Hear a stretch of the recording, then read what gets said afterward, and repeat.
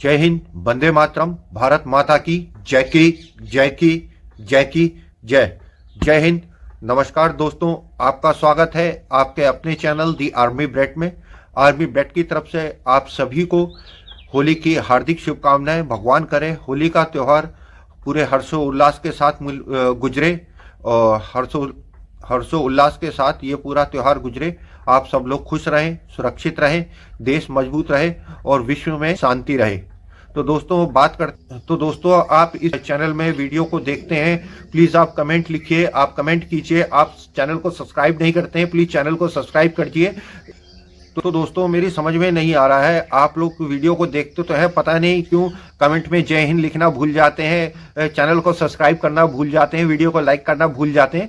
तो दोस्तों प्लीज कीजिए, इससे हमारा हौसला बढ़ता है और आपके कमेंट्स हमें राह दिखाते हैं हमें किस टॉपिक पे वीडियो बनानी है, कैसे बनानी है, और इससे हमें काफी मदद मिलती है। तो हमारा हौसला बढ़ाए। और ये चैनल केवल राष्ट्रवादियों के लिए ही है और राष्ट्रवादियों के लिए ही था।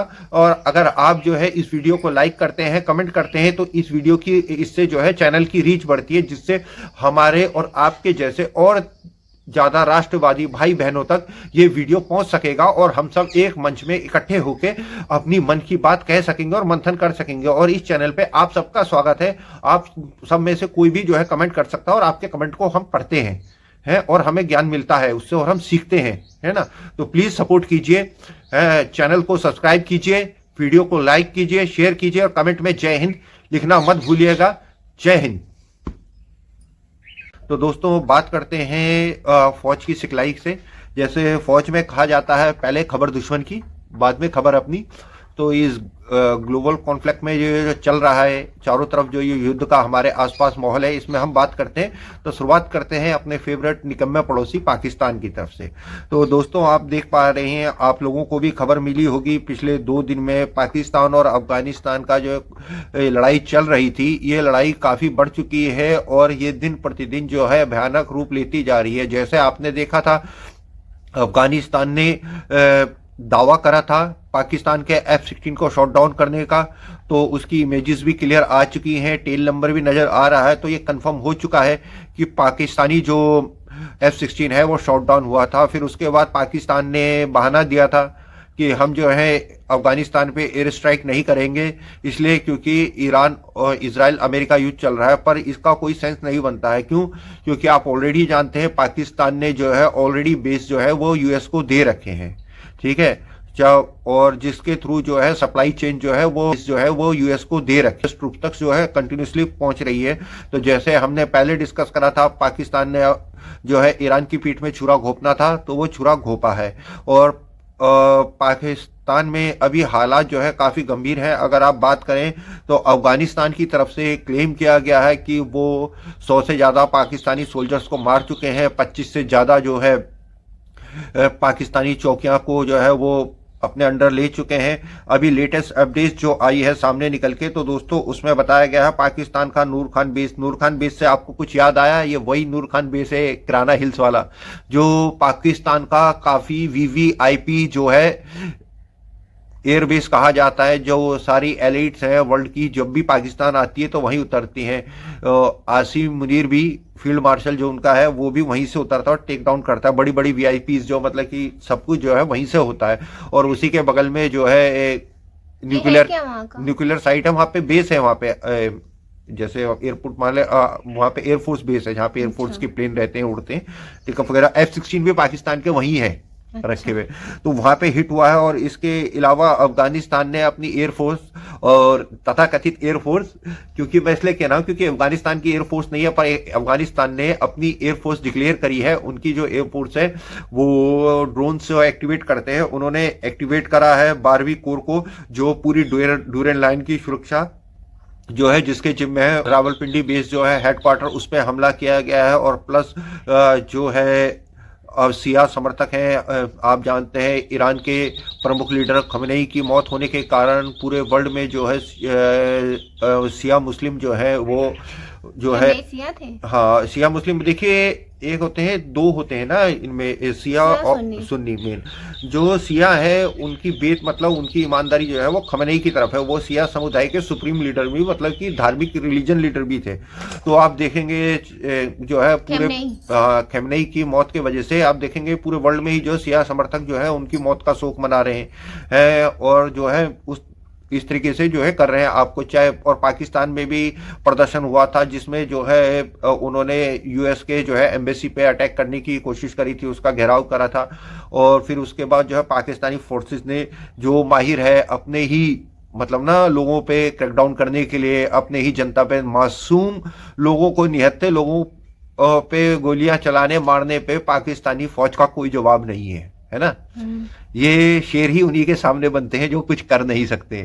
तो उन्होंने जो है वहां पे जो है फायरिंग की खबर आई थी, जिसमें जो है ये पाकिस्तान का दावा है कि जो 35 लोग मारे गए हैं। हो सकता है संख्या इससे कहीं ज्यादा हो, पर आप जानते हैं कभी पाकिस्तान जो है रियल संख्या नहीं बताता है ना, रियल आंकड़े नहीं बताता, नहीं आंकड़े नहीं बताता है। और फिर इसी तरीके से जो है, और पाकिस्तान के अगर इसी तरीके से चलता रहा तो आप जानते हैं कि जो है पाकिस्तान में वैसी फाइनेंशियल क्राइसिस है, वो फाइनेंशियल क्राइसिस और बढ़ जाएंगे, इन्फ्लेशन फैलेगा, ठीक है, बेरोजगारी बढ़ेगी। पहले ही बड़ी बड़ी कंपनियां जो है सारी, पाकिस्तान का नुकसान होगा। हाँ, बड़ी बड़ी कंपनी, वह फायदा कम नुकसान ज्यादा होगा। भैया अमेरिका से डॉलर मिलेंगे, अमेरिका से कितने डॉलर मिलेंगे? वो तो अगर आप देखो, बात करो पाकिस्तानी एलिट की, है ना, वहां के जर्नल्स की, वहां के ब्यूरोक्रेट्स की, वहां के पॉलिटिशियन का है, तो उनका तो फायदा हो रहा है, उनकी जेब में डॉलर आ रहे हैं, वो जा रहे हैं। पर अगर आप एज अ स्टेट पाकिस्तान की बात करेंगे, पाकिस्तान की जनता की बात करेंगे, तो उन्हें नुकसान ही नुकसान होगा। अब इस युद्ध से सीपीएससी भी जो है चाइना पाकिस्तान इकोनॉमिक कॉरिडोर है, उस पर भी जो है असर पड़ेगा, उसकी भी ग्रोथ रुकेगी, ठीक है ना। और इसके साथ साथ जो है देश में जो है दंगे के हालात बदलेंगे, जब लोगों के पास खाने के लिए नहीं होगा, है अपनी नैतिक दिनचर्या की मूलभूत सुविधाओं के लिए भी उनके पास नहीं होगा, उन्हें नमक और रोटी के लिए भी तरसना पड़ेगा। तो देश में ऐसे में क्या होता है कि क्राइसिस बढ़ते हैं और ज्यादा ना, विद्रोह होने की संभावना बढ़ जाती है, दंगे लूट मार आम हो जाती है। जो पहले भी आम है वो कहीं ज्यादा बढ़ जाएगी, आम जनता का रहना दुश्वार हो जाएगा, महंगाई जो है बद से बदतर होती चली जाएगी, और ये भी हालत आ सकती है कि पाकिस्तान एक टूटने के कगार पे आ जाए, ठीक है। तो ये तो हुआ पाकिस्तान का नुकसान, ठीक है। अब इसके बाद बात करते हैं हम, जो ईरान और इजराइल का जो कॉन्फ्लिक्ट चल रहा है, यूएस ईरान और इजराइल का जो है कॉन्फ्लिक्ट चल रहा है। तो इसमें देखिए, अगर ये लंबे समय तक चलता है, देखिए चीन का जो है तेल सप्लाई बाधा होगी, ठीक है, क्योंकि ये चीन जो है अपनी आपूर्ति का, डेली यूजेस का अप टू 10% तेल जो है वो ईरान से लेता था। अब इससे रशिया को चाइना के ऊपर अपर हैंड मिलेगा। अभी तक ये देखा जा रहा था कि रशिया यूक्रेन युद्ध के चलते पाकिस्तान को, पाकिस्तान बोल रहा हूँ, सॉरी, चाइना को जो है वो रूस पे अपर हैंड था, क्योंकि उन्हें वो सप्लाई कर रहा था। अब जो है तेल तो आपको, जैसे मैंने अपनी पिछले वीडियो में भी बताया था, जैसे हर जीवात्मा के अंदर दौड़ता, रगों में दौड़ता हुआ जीवित शरीर में खून जरूरी है, वैसे ही किसी भी देश की इकोनॉमी को चलाने के लिए तेल जरूरी है, है ना। तेल नहीं रहेगा तो सप्लाई नहीं हो पाएगी, सप्लाई नहीं हो पाएगी तो मटेरियल पहुंचेगा नहीं, तो इससे इन्फ्लेशन बढ़ेगा, फैक्ट्रियां बंद होंगी, ठीक है, और सीपीएससी के थ्रू जो नुकसान होगा ये तो होगा ही होगा, और चाइना में भी क्राइसिस आएंगे। और अब हम बात करते हैं अपने, ये जो हमारा कॉन्फ्लिक्ट चल रहा है जिसमें मैंने बात करी थी पिछली बारे में, पिछली वीडियो बनाई थी, वही अपना अमेरिका, इजराइल और ईरान कॉन्फ्लिक्ट में। तो इसमें आप देख रहे हैं काफी तरीके से तेजी आ रही है। ईरान की तरफ से भी अभी जो है दावा किया गया था कि कतर के ऊपर उन्होंने 3 जो है F-18 अमेरिकन फाइटर प्लेन जो है शॉट डाउन करे थे। पर अमेरिका का जो दावा था कि वो बोलते हैं कि बाय मिस्टेक फ्रेंडली फायर में जो है कुवैत द्वारा ही शॉट डाउन किए गए। अब सच्चाई क्या है ये तो वक्त ही आएगा। और कहते हैं ना कि बोलते जब लड़ाई का धुआं होता है तो उसमें जो है विक्टिम जो है वो सच ही होता है ना। जब फॉग ऑफ वॉर में जो बिगेस्ट विक्टिम होता है वो ट्रूथ होता है, क्योंकि ट्रूथ सच हमेशा धूमिल हो जाता है। इधर से प्रोपेगेंडा चलता है, उधर से प्रोपेगेंडा चलता है, उन दोनों प्रोपेगेंडा के बीच में जो सच होता है वो दब के रह जाता है। और काफी टाइम बाद जब रिपोर्ट से सामने आती है तब जाके सच निकलता है। पर तब तक वही वाली बात होती है, तब पछतावे क्या हुए जब चिड़िया चुग गई खेत। है ना। अभी आपने देखा था कि सऊदी अरब का भी बयान आया था कि अमेरिका ने हमें छोड़ दिया। अमेरिका की जो है सारा फोकस जो है इजराइल की सेफ्टी पे है। और अभी देखा गया था कि मल्टीपल प्लेसेस पे ईरान के मल्टीपल प्लेसेस पे उनके सैन्य ठिकाने पे मुख्य अड्डों पे जो है इजराइल एयरफोर्स द्वारा हमला किया गया। 200 से ज़्यादा इजरायली हवाई जहाज जो है खुली तरीके से ईरानियन एयर स्पेस में घूम रहे थे। मतलब कि एक तरीके से आप कह सकते हैं जो चाइना ने उनको जो एयर डिफेंस सिस्टम दिया था वो काम नहीं कर रहा। और ईरान के पास ज़्यादातर जो इक्विपमेंट्स हैं वो चाइनीज मेड है। इससे चाइना की जो है चाइनीज सामान, हाँ, चाइना के जो है वॉर इक्विपमेंट्स है उनकी क्रेडिबिलिटी पे भी सवाल उठेगा। ठीक है, और ज़्यादा डैमेज होगा। ठीक है, चाइना को यहाँ से तो नुकसान होगा ही। और भी जो देश हैं वो जो चाइना के प्रोडक्ट्स खरीदने की सोच रहे हैं, चाहे एयर डिफेंस सिस्टम हो, चाहे उनके फाइटर प्लेन्स हो या अनदर और कोई वेपन्स हो, तो वो एक बार को दोबारा सोचेंगे। कहीं ऐसा ना हो कि लड़ाई के समय हमारा भी वही हाल हो जो ईरान का हुआ है। हमारे एयर डिफेंस सिस्टम बस खड़े के खड़े रह जाए, दुश्मन के जहाज ऊपर से आए और बम गिराए और वापस चले जाए, है ना। और इधर देखा जाए तो ईरान की तरफ से जो है पूरी तरीके से कोशिश करी जा रही है कि रायता जितना ज़्यादा हो सके उतना ज़्यादा फैल जाए। क्योंकि ईरान अच्छी तरीके से जानता है वो यूएस को इस तरीके से या इजराइल को इस तरीके से नुकसान नहीं पहुंचा सकता। वो इजराइल और यूएस को कॉन्वेंशनल वार में हरा नहीं सकता है ना। और ना ही वो उन पर इतना प्रेशर डाल सकता है कि भैया की लड़ाई जो है वो बंद करने पर उन्हें सोचना पड़े। तो उसके लिए उसने क्या रास्ता अपनाया, उसने बोला कि रायता फैला दो।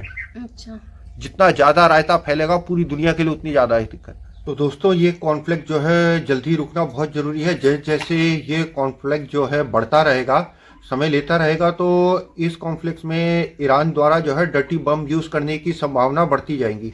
इससे पहले डर्टी बम का इस्तेमाल हो, ये कॉन्फ्लिक्ट किसी भी हालत में खत्म हो जाना चाहिए। एक डर्टी बम का मतलब कि जो है ईरान के पास यूरेनियम तो है ही, ठीक है, जिससे परमाणु बम बनते, वो पूरी तरह अगर क्लियर नहीं भी होगा, अनरीच नहीं भी होगा, तो उसे और किसी वॉर हेड के साथ जोड़ के अगर एक पर्टिकुलर ऊंचाई पे अगर फोड़ा जाता है तो न्यूक्लियर डस्ट जो है वो पूरे इलाके में फैल जाएगी, जिससे मिडिल ईस्ट में जो है भयंकर बीमारियां, कैंसर जैसी बीमारियां और बहुत ज्यादा मौतों की संभावना बढ़ जाएगी, है ना। तो इस लड़ाई का जल्द से जल्द खत्म होना जरूरी है। जैसे जैसे दिन बढ़ते जाएंगे और ईरान की लीडरशिप को ये लगेगा कि अब उनके पास कुछ नहीं है, क्योंकि उन्होंने तो अपना रवैया क्लियर कर दिया है इस तरीके से कि हम तो डूबेंगे सनम, तुम्हें साथ ले डूबेंगे। जिस हिसाब से वो काम कर रहे हैं अपने सपोर्टिव देशों पे भी, जैसे ओमान जिसने ईरान के पक्ष में बात कही थी उसने उस पर भी हमला करा। अगर वो अपने दोस्तों पे भी हमला अगर कर रहे हैं, अगर एंड में अगर उन्हें ये लगा कि हम खत्म होने वाले हैं, तो अगर उन्होंने डर्टी बम का इस्तेमाल करा तो क्या होगा। तो इससे पहले ऐसा हो तो इनकी पूरी टॉप लीडरशिप को जल्द से जल्द निपटा के इस युद्ध को खत्म करना पूरी दुनिया के लिए बहुत जरूरी है। मलाका स्ट्रेक जो है चौक हो चुकी है। अब हम अपने देश की बात करते हैं। भारत का जो है तेल हमने, आप जानते हैं, रशिया से लेना कम कर दिया था। हमारा मिडिल ईस्ट से जो तेल आता था, जो हमारा आप मान के चलिए कि 25 to 30% जो तेल आता था वो सारा चौक होगा, ठीक है। अब हमारा सऊदी से जो है तेल नहीं आ पाएगा, हमें रशिया की तरफ वापस तेल के लिए जाना पड़ेगा और काफ़ी लंबे रूट से जाना पड़ेगा, क्योंकि मलाका स्ट्रेट का जो है वो पूरा बंद कर दिया है।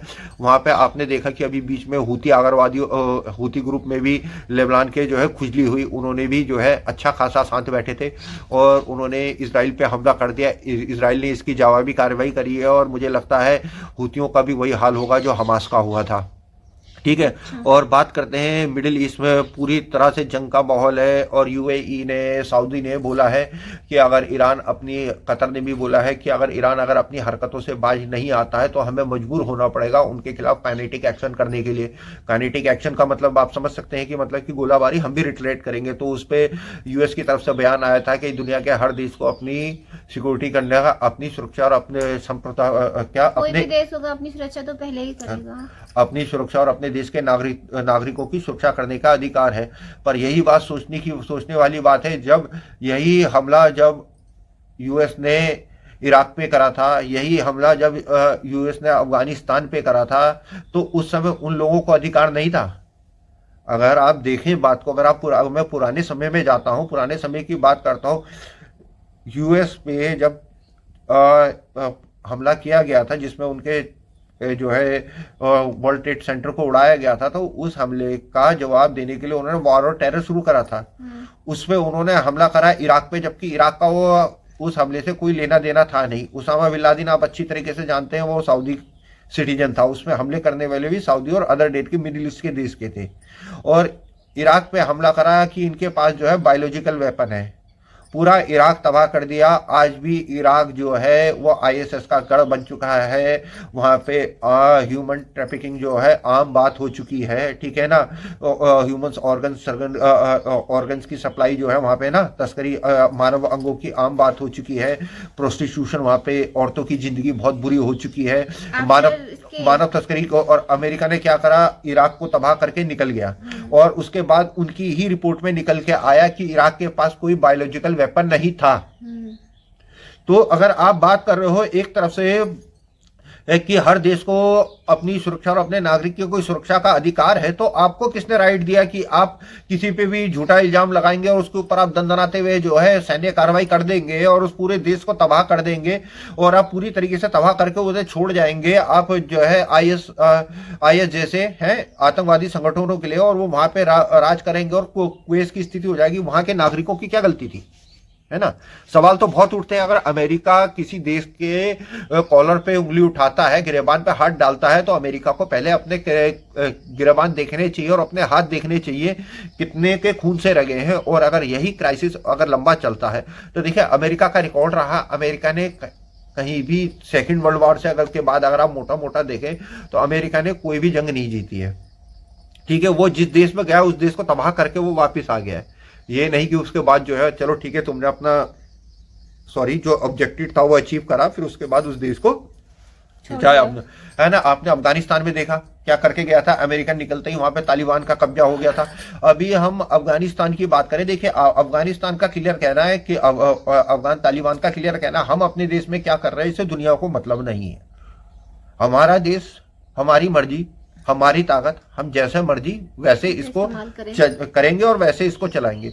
हाँ, ये बात सही है कि अफगानिस्तान में जो है महिलाओं पे बहुत ही ज़्यादा अत्याचार हो रहा है। जैसे अभी न्यूज़ निकल के आई थी कि बात की गई थी कि बोलते हैं कि तालिबान ने जो है रूल पास करा है कि आदमी अपनी औरत को कितना भी मार सकता है पर उसकी हड्डी नहीं टूटी होनी चाहिए। औरतें मस्जिद के बाहर नीला कपड़ा पहन के, बुर्का पहन के भीख मांग सकती हैं अगर उनके में कमाने वाला कोई नहीं है तो, पर वो काम नहीं कर सकती हैं, वो औरतें पढ़ नहीं सकती है। हालांकि ऐसा नहीं होना चाहिए था, पर फिर भी जो है वो उनका मसला है। फिर भी ये गलत है, जो गलत तो है गलत है, पर हम फिर भी ये कह सकते हैं कि ये उनका मसला है। पर पाकिस्तान एक दूसरा एक वो है, और पाकिस्तान अगर इसी तरीके से अगर क्राइसिस में आता है तो आप जानते हैं वहाँ पे पहली BLA TTP है, सिंध में भी KPK में भी बहुत सारी मूवमेंट्स जो है चल रही हैं, ठीक है। और पाक ऑक्यूपाइड कश्मीर में भी बड़े बड़े आंदोलन जो है वो पाकिस्तान के खिलाफ होते रहते हैं। वो बात अलग है कि पाकिस्तान की मीडिया किसी भी तरीके से उसको कवर नहीं करती है, ठीक है, और ना ही वो दिखाते हैं। पर ये नहीं है कि आप दिखाओगे नहीं तो पता लगेगा नहीं। और इसके बाद अब हम भारत की बात करते हैं कि मैं तो यही चाहूँगा पूरी दुनिया के हित में ये लड़ाई है ये जितनी जल्दी खत्म हो जाए उतना बढ़िया है, क्योंकि पूरी दुनिया में मंदी का दौर आने वाला है। अगर ये लड़ाई 1 महीना चल गई तो हमारे देश भारत में ही, मैं आपके उसमें बता रहा हूँ कि तेल की सप्लाई जो है वो पूरी तरीके से बाधित होने वाली है और तेल के दाम 350-400 रुपये पर लीटर पहुंचने वाले हैं। क्योंकि और तेल का तो ठीक है, चलो हमारे पास तेल के थोड़े बहुत भंडार हमने सेव करके रिजर्व करके सेव रखा, पर वो कितने दिन चलेंगे। और गैस का क्या, गैस तो हर घर में चाहिए ना, रोटी पकाने के लिए हर जगह चाहिए। उसकी कीमतें बढ़ेंगी, अब उसकी कीमतें बढ़ेंगी तो फिर क्या होगा, महंगाई फैलेगी और अपोजिशन बोलेगा कि भैया सरकार जो है विफल हो गई है। तो इसमें सरकार क्या, या तो दो ही हो सकता है, या तो जनता उस बेर को उठाए, है ना, जो महंगाई जो बाहर से महंगा आ रहा है उसको उठाए, या तो सरकार उठाए। अब सरकार उठाएगी तो सरकार कब तक उठाएगी, ठीक है। जिसकी GDP हमारी डाउन होगी इस हमले के चलते, क्योंकि पूरा मिडिल ईस्ट फैला हुआ है। मिडिल ईस्ट में देखिए हमारे चाहे किसी पदार्थ हो, ठीक है, चावल हो टॉप क्वालिटी का वहां जाता है, और भी हैं इलेक्ट्रॉनिक्स के सामान जाते हैं, कपड़े जाते हैं, क्या चीज़ नहीं जाती है, ठीक है। हमारा जो एक्सपोर्ट है पूरे की पूरा जो है बाधित होने वाला है। और अगर जाएगा तो घूम के जाएगा, पूरी दुनिया में भी महंगाई बढ़ेगी, और वैसे ही अगर आएगा तो घूम के आएगा। एक फॉर एग्जाम्पल, किसी ट्रक में आप मानिए सब्जी जा रही है, सब्जी तो हमारे देश में उगती है, ठीक है, पर अब जो है तेल का दाम जो है वो 350-400 रुपये पर लीटर हो गया है डीजल का, तो उसका किराया ऑटोमेटिकली बढ़ जाएगा। जब किराया बढ़ेगा तो उस पर जो सामान रखा उसकी कीमत अपने आप बढ़ जाएगी, क्योंकि व्यापारी कोई भी है वो तो अपने घर से देगा नहीं, है ना, कोई भी नहीं देगा।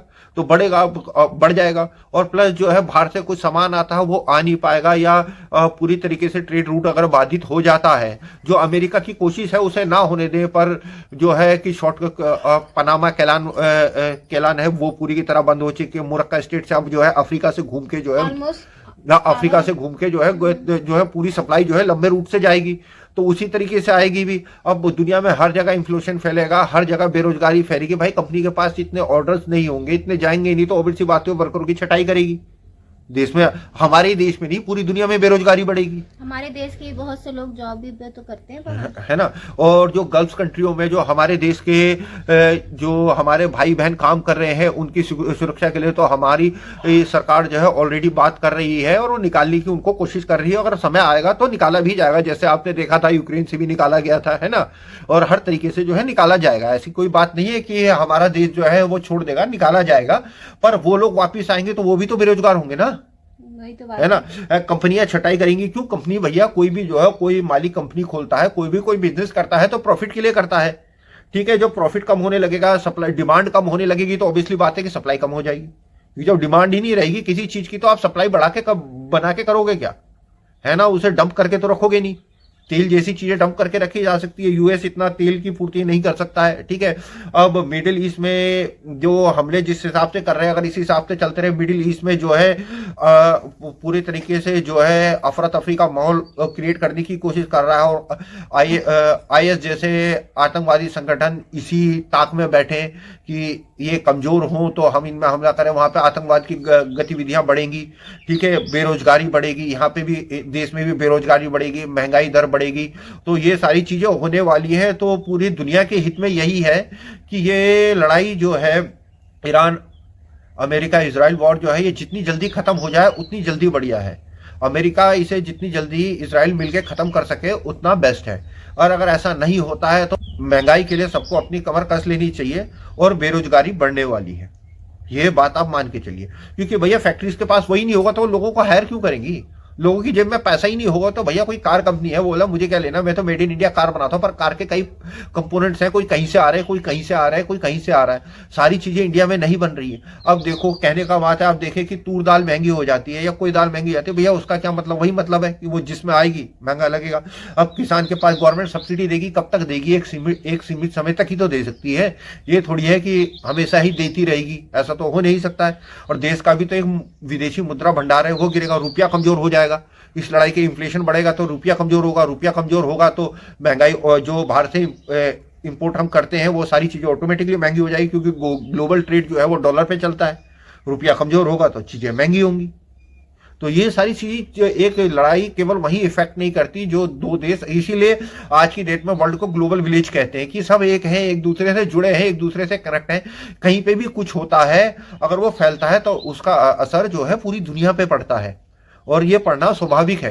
क्योंकि जैसे मैंने आपको बताया कि हर देश सब कुछ नहीं करता है, तो पूरे विश्व के लिए चिंता की बात है, और जितनी जल्दी हो सके इसको खत्म करें। और ईरान भी यही चाहता है, वो उसका रायता फैलाने का मतलब ही यही है कि पूरी दुनिया, हर देश जो है वो यूएस पे, इजराइल पे दबाव डाले कि यार क्या कर रहे हो तुम, यार हमारे देश में इतनी महंगाई बढ़ रही है, हम अपनी देश की जनता को क्या जवाब देंगे? हैं चलो तुम तो लड़ रहे हो, वहां बम गिर रहे हैं, गोले फट रहे हैं, लोग तो मर रहे हैं, वहां भी मर रहे हैं, और बोलते हैं हमारे यहाँ तो भूख से, बेरोजगारी से लोग मर रहे हैं, लोग रोडों पे आ रहे हैं, प्रदर्शन कर रहे हैं, है ना, कि भैया काम नहीं मिलेगा तो क्या करेंगे, कैसे करेंगे। और अब यही सब कुछ होने वाला है, देखना है ऊंट किस करवट बैठता है। मैं तो यही चाहता हूं कि जल्द से जल्द खत्म हो जाए।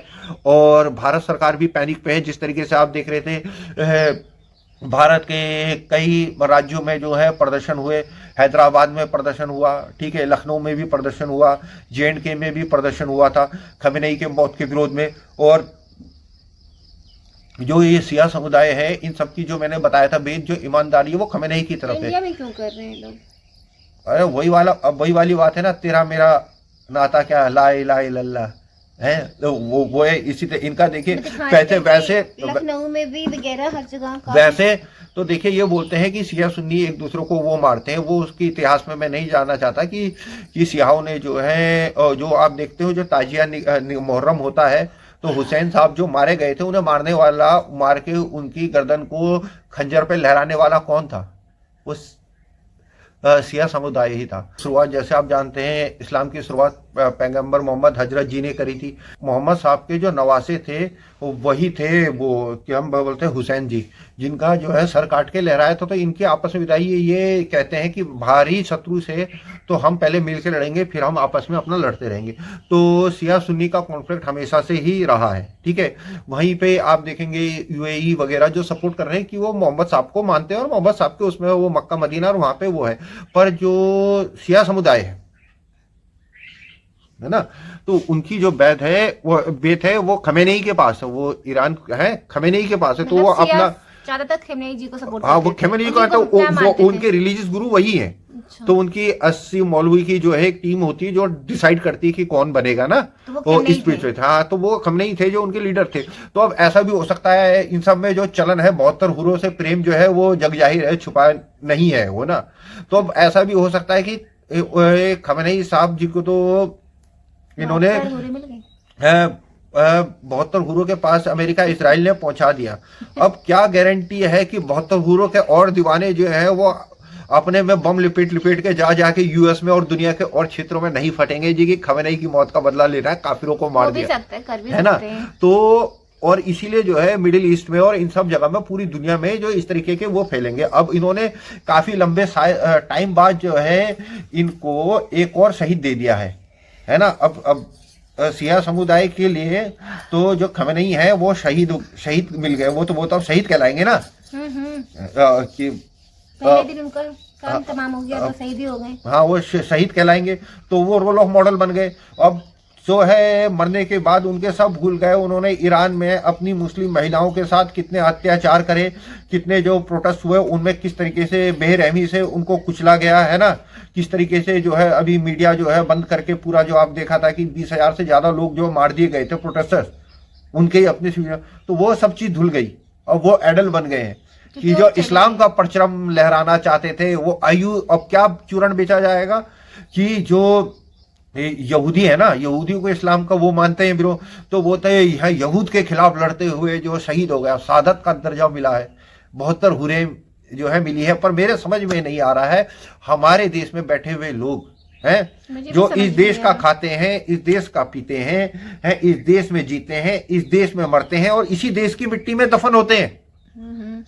वो इसी देश में आंदोलन कर रहे हैं। अगर इतना ही शौक है तो भैया अभी जो है ईरान को आपकी जरूरत है, टाइम है, अभी टाइम है जो है यहूदियों का हमला हो रखा है, वहां पे काफिरों का हमला हो रखा, भी जरूरत है तुम्हारी। पहली फुर्सत में निकल, तेजी से निकल, बड़ी जल्दी निकल, यहाँ शांति से रहने दो। यहाँ पे केवल ये देश उन्हीं के लिए है जो शांति से इस मिट्टी इस देश को अपना समझते हैं। जो नहीं समझते, जिन्हें उनकी मौत का शौक करना है वो पहली फुर्सत में निकलो, अभी उनको जरूरत है। वो शहीद हो गए ना, अब तुम्हारी सादत की बारी है। फटाफट जितनी जल्दी हो सके उतनी जल्दी निकलो, फटाफट निकलो और जाओ वहां पे पहुंचो, जाके मदद करो उनकी। इजराइल और अमेरिका खिलाफ युद्ध में उठाओ हथियार और जाके लड़ो, है इस देश में शांति रहने दो। तो भारत सरकार भी जो है पैनिक में है इस समय, और उन्होंने जो है एडवाइजरी जारी करी है कि बोलते कि जो ये सारे प्रोटेस्ट हो रहे हैं इन सब पे नजर रखी जाए और इंडिविजुअल पे नजर रखी जाए कि ये क्या कर रहे हैं, ये क्या नहीं कर रहे हैं। क्योंकि ऐसे करके वो फिर यहाँ पर वो चालू कर देते हैं, क्या बोलते हैं उसको, फिर वो कम्युनिटी विरोध करते हैं, फिर लड़ाइयाँ दंगे होने स्टार्ट हो जाते हैं फिर क्योंकि होली का टाइम भी चल रहा है, ये भी तो सोचो ना, है ना।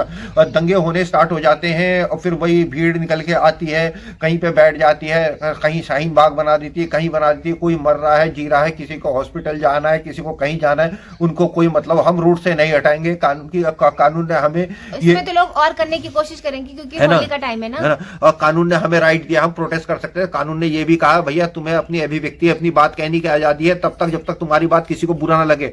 देखो कानून ने मुझे, मैं सिंपल तरीके से समझाता हूँ, मुझे मेरा हाथ घुमाने का राइट दिया है, पर मेरा हाथ घुमाना तब तक सही है जब तक मेरा हाथ किसी के गाल पे लगता नहीं है। जहां पे वो किसी के गाल पे टच हो जाता है वहां खत्म हो जाता है, आपकी आजादी वहां खत्म हो जाती है जहां आपकी वजह से किसी दूसरे को नुकसान पहुंचता है। तो ये जिम्मेवारी समझने की जरूरत है। और मैं अभी भी अपने देश के सभी भाई बहनों से अनुरोध करना चाहूंगा कि भैया शांति का दान दें, ठीक है। अगर आपके मन में इतना दुख है खमेनेई का मौत का, तो ईरान जाए और वहां पे रेवोल्यूशनरी गार्ड ज्वाइन करे, ईरान आर्मी ज्वाइन करे और लड़े, ठीक है ना। इस देश में शांति रहने दे। और देखो दोस्तों, इस समय भारत में होली का त्योहार है, रंगों का त्योहार है, खुशी का त्योहार है। रंग बिखेरने का समय है। अगर होली मनानी है तो यहाँ मनाओ। अगर किसी के मन में दिवाली मनाने का मन है तो वो ईरान जा सकता है। वहां दवा के एकदम मतलब कि ना टॉप एज क्वालिटी के जो है रॉकेट्स जो है और बम जो है मिल रहे हैं। आप फटाफट जाओ वहां पे और हैप्पी दिवाली कहना, वहां पे जाके दिवाली मनाइए। और मैं अपने सभी अपने राष्ट्रवादी भाइयों बहनों से ये कहना चाहूंगा कि मिलके एक साथ रहिए, एकजुटता से एक साथ रहिए, मिलके रहिए, तगड़े रहिए, मजबूत रहिए, देश को आगे बढ़ाने में मदद कीजिए। और ये चैनल आपके ही सपोर्ट से चल सकता है और केवल आपके सपोर्ट से ही चलेगा। मैं प्लीज आपसे अनुरोध करता हूं कि आप जो है इस वीडियो को लाइक कीजिए, शेयर कीजिए, कमेंट में जय हिंद जरूर लिखिएगा और अपनी जो राय है वो हमें देते रहें ताकि हम इस पे सुधार कर सकें और बेहतर रिसर्च करके कंटेंट आप लोगों के लिए ला सकें। इसी नोट के साथ इस वीडियो का अंत करते हैं। उम्मीद करते हैं पूरी दुनिया में जल्दी ही शांति बहाल होगी और सब मिलजुल के रहेंगे। जय हिंद, वंदे मातरम, भारत माता की जय की जय की जय की जय।